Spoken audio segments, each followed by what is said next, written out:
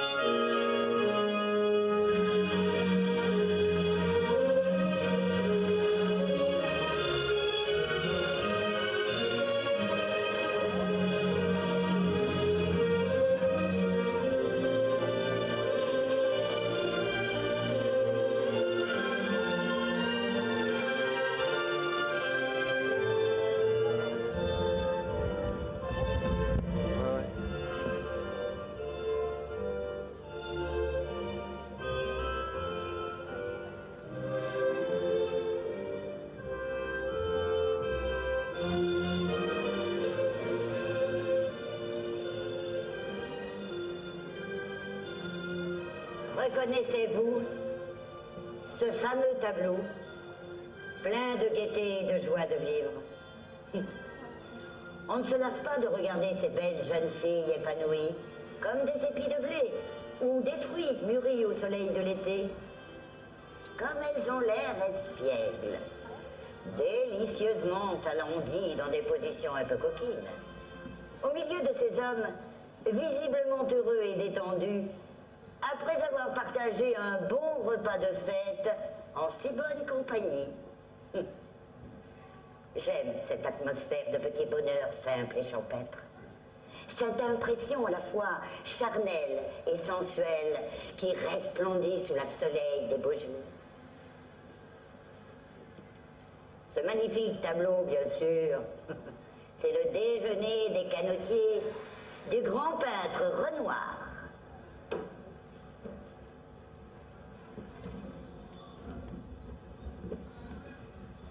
Mais vous devez sans doute vous demander quel rapport il peut bien y avoir entre ce tableau et la vieille femme qui vous parle. D'autant que Renoir et moi n'appartenions pas à la même époque. À peine aurais-je pu le faire sauter sur mes genoux. Mais c'est cela, la magie du théâtre, de mélanger la réalité et la fiction, et de nous offrir quelques escapades dans le passé, le présent ou le futur, sans que nous ayons à bouger de nos fauteuils ou à emprunter une machine à remonter le temps. Je suis née pendant la seconde moitié du XVIIIe siècle. C'est loin, 1770. L'époque où Marie-Antoinette épousera Louis XVI. Je me nomme Perrette. Perrette Gley. Mais l'usage courant dans les campagnes, puis la postérité de l'histoire, me fera connaître sous le nom de Pétronille. Ce n'est seulement qu'à 18 ans que mon patronyme deviendra Cantecor, lorsque j'aurai épousé mon premier mari, Jean. Bon. Mon nom ne dira certainement rien à certains d'entre vous, mais tous les habitants de cette Font et de Caussade ont forcément entendu parler de moi. Eh oui, c'est moi qui suis à l'origine du premier chapeau de paille pour femmes, la paillole, et qui ai contribué à la prospérité de notre région, en faisant passer cette activité du stade artisanal au stade industriel. Vous voyez cette belle jeune fille, à la bouche gourmande, et qui joue avec un petit chien? Elle porte un chapeau au bord replié, décoré d'un ruban rouge surmonté de fleurs. C'est moi qui en suis l'origine. Et cet autre, à forme aplatie, que l'on appelle un canotier, et qu'un célèbre chanteur français en fera un des emblèmes de la France. C'est encore moi. Mais avant de vous conter mon histoire, je tiens à réfuter une rumeur qui circulera dans notre ville, à votre époque, comme quoi j'aurais des origines italiennes. On dit que mon mari Jean m'aurait ramené du Piémont. Oui, lors de l'occupation de cette région par les troupes napoléoniennes. J'avoue que cette version d'un soldat en levant sa belle sur un cheval a quelque chose de follement romanesque. Et comme beaucoup de jeunes filles, quelle que soit leur époque, j'aurais aimé que cela fût vrai. Malheureusement, la réalité est plus simple. Il suffit pour ça de consulter les actes d'état civil de l'époque pour se convaincre que je suis bien né à Caussade.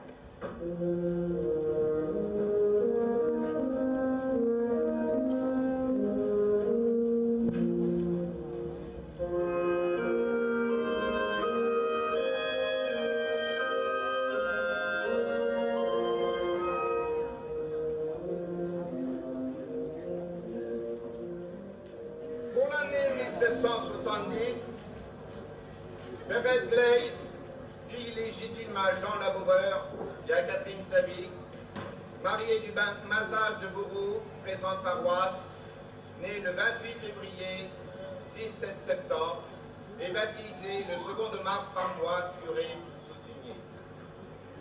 Elle a pour parrain Pierre Savy, son oncle maternel avec moi, et pour marraine Perrette Gley, sa tante paternelle, non signée, pour me savoir de ceux interpellés par moi.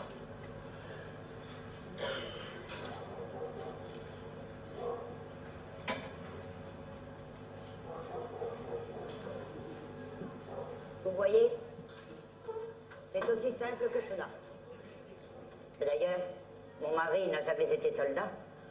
Il n'a jamais abandonné sa terre, comme peuvent en témoigner les actes pré-révolutionnaires qui attestent de sa présence à chaque naissance de nos enfants entre 1788 et 1809. Pardonnez-moi cette petite digression, mais il fallait bien rétablir la vérité. C'est donc à Caussade, au massage de Bourroux, que je vois le jour, au sein d'une famille pauvre, et dans une région qui ne l'est pas moins. Le paysage est celui du Causse. Le sol est sec, aride, constitué d'énormes bancs de roches calcaires. Oui, c'est pourquoi la taille de la pierre fut longtemps une activité importante, qui permettait à de nombreuses familles de vivre. Car la culture du sol n'offrait que des possibilités limitées. Pendant des années, j'ai vu mon père, puis mon mari, s'éreinter en remuant des champs qui ne leur appartenaient même pas. Ma mère emmenait paître quelques moutons sur le Causse, et je l'accompagnais souvent. Pour me distraire, je m'amusais à tresser tout ce qui me passait sous la main. L'herbe des pâturages, la paille des endroits arides, ou les joncs qui poussent nombreux près du ruisseau de la Jonquet-la-Rade.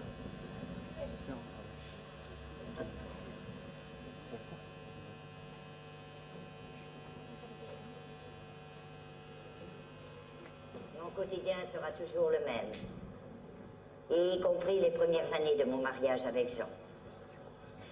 Nous nous marions le 3 décembre 1787, en l'église paroissiale de Saint-Martin de Sesquières. J'ai 17 ans. Il en a 33.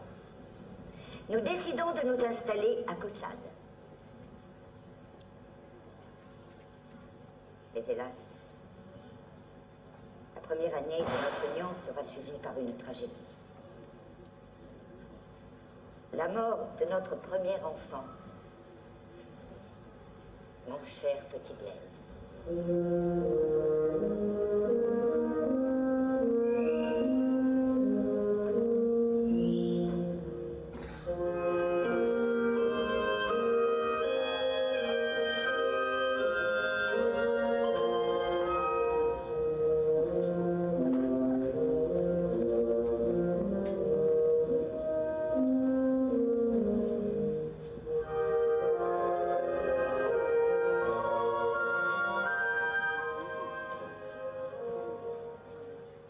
Merci d'être venu, mon père. Votre présence me réconforte un peu. Comment va Blaise? Pétronille est à son chevet. On l'a veillé toute la nuit. Cette satanitienne n'a pas lâché prise. Son état empire de jour en jour, il n'arrive même plus à se nourrir.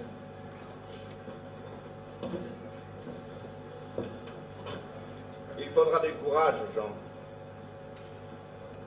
Les brebis ne produisent presque plus de lait. Et le peu qu'elles donnent est aussi pauvre que l'eau. Pourquoi le sort s'acharne-t-il toujours contre ceux qui n'ont rien? Et pourquoi Dieu devient-il telle injustice? Peut-être veut-il abréger les souffrances de Blaise et le soustraire à cette misère, afin de lui assurer une vie meilleure auprès de lui. Alors c'est nous tous qu'il devrait faire mourir.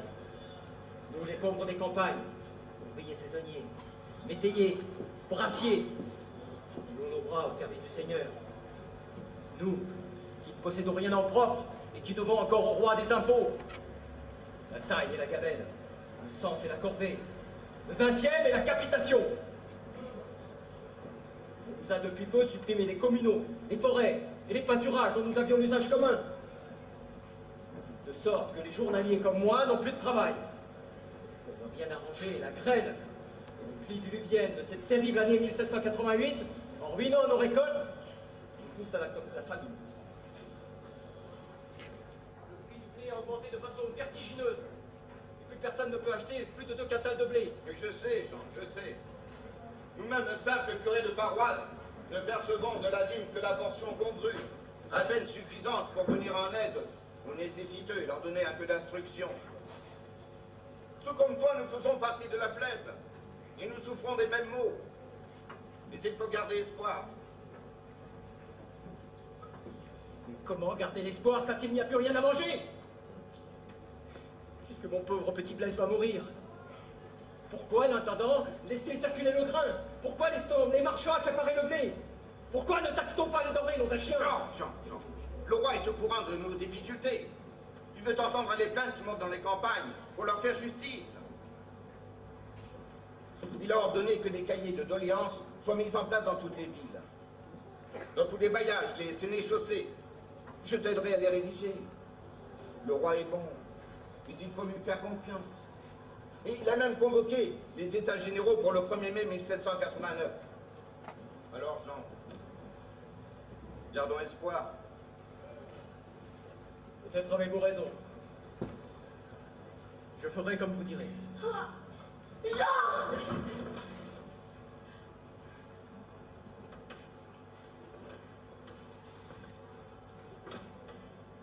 C'est fini.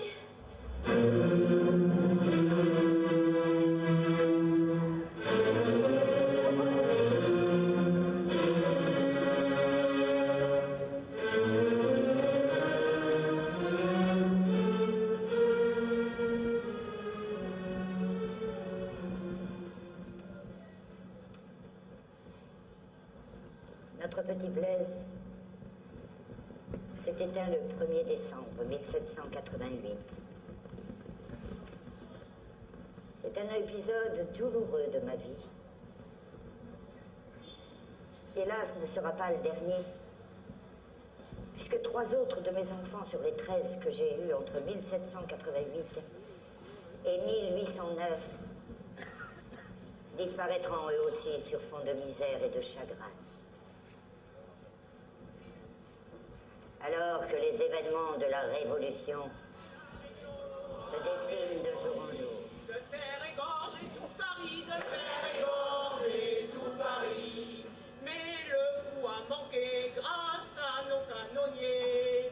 Dansons la carmagnole, vive le son, vive le son. Dansons la carmagnole, vive le son du canon. Amis, restons toujours unis, amis, restons toujours unis.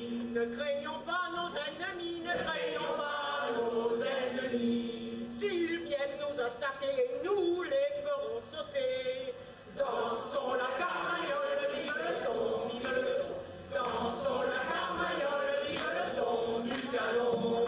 Oui, nous nous souviendrons toujours, oui, nous nous souviendrons toujours. Des sans-culottes des faubourgs, des sans-culottes